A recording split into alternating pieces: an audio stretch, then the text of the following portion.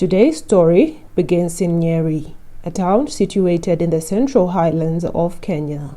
It is home to the late President Mwai Kibaki and is mostly known for farming tea and coffee. Some 20 minutes from the town is where you will find Kiganjo Police Training College.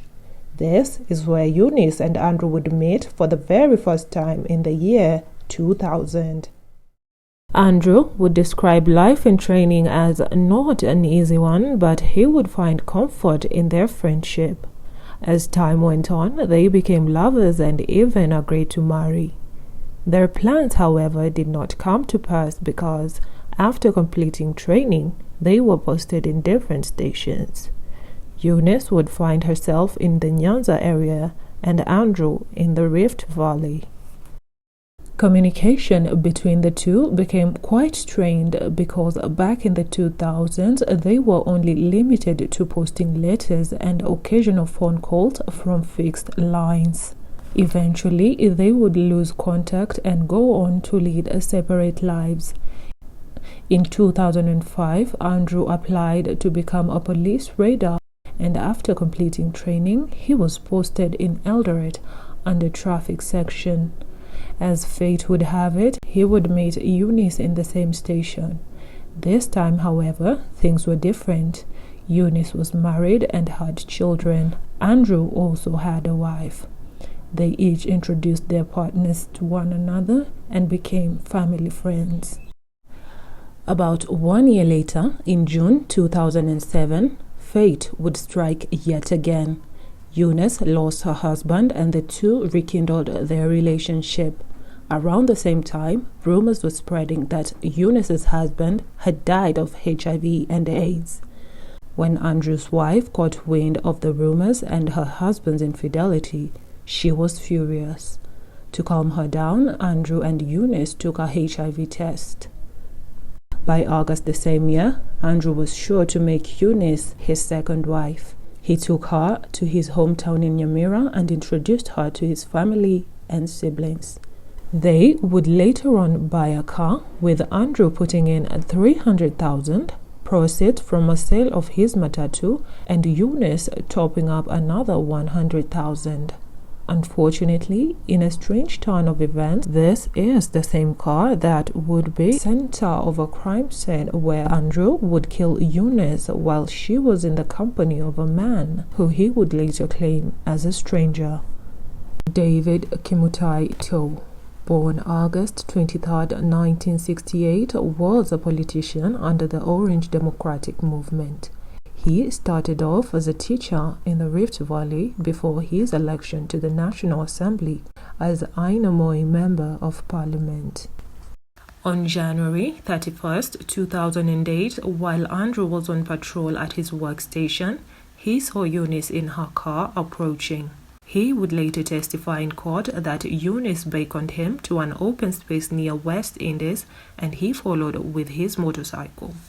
There, he saw Eunice standing at the rear of her car and David on the driver's side. When he got closer, he saw that Eunice was in a bad mood. He stretched his hand to greet her, but before she could respond, David came out of her car asking, "Is this the fool who has dispatched your reputation?" Eunice then demanded to know why Andrew was spreading rumors that she had HIV and AIDS. An argument ensued, and when Andrew turned to David, he saw a gun pointed at him. Realizing he was in danger, Andrew jumped and held onto Eunice as a human shield. Andrew had 2 gunshots and fired back at David. David fell and held his head. He then got up and sat on the driver's seat. Eunice and Andrew both rushed to get David's gun. Eunice got to it first, holding it onto her stomach. In the course of the struggle, 2 gunshots went off and Eunice fell down. A witness later told the court that as she was going to her friend's house, she saw a man standing beside the maroon car in serious discussion with a woman. She passed them and went her way. She did not find her friend, and as she talked to someone else about the whereabouts of her friend, she heard a woman screaming.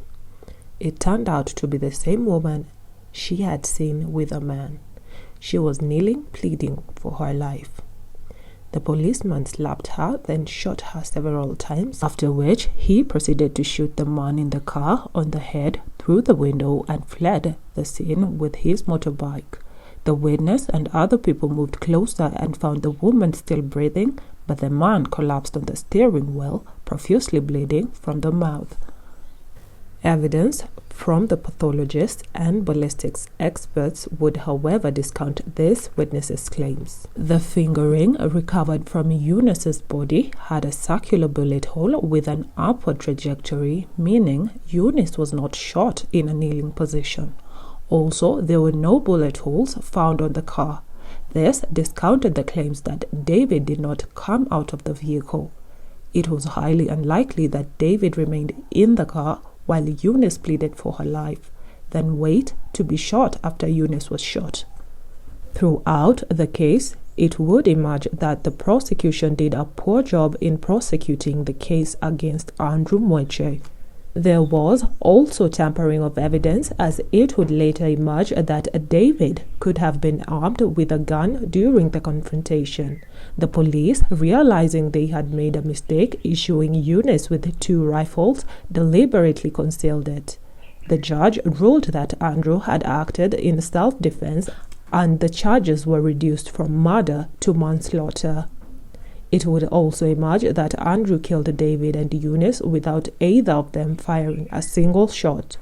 On October 29, 2009, the judge reached his verdict. He said that Andrew had not intended to kill the two. However, he was faulted for using excessive force. Andrew Mueche got the maximum of 10 years for manslaughter.